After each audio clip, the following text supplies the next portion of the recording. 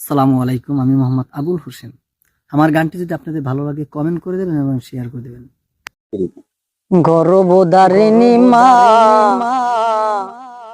জনম দুঃখিনী মা, দুঃখের দরদি আমার জনম দুঃখী মা। গর্ভধারিণী মা, জনম দুঃখিনী মা, দুঃখের দরদি আমার জনম দুঃখী মা।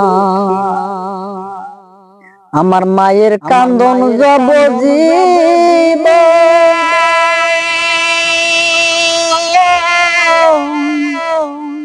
বোনের কান্দন 2-4-6 মাস,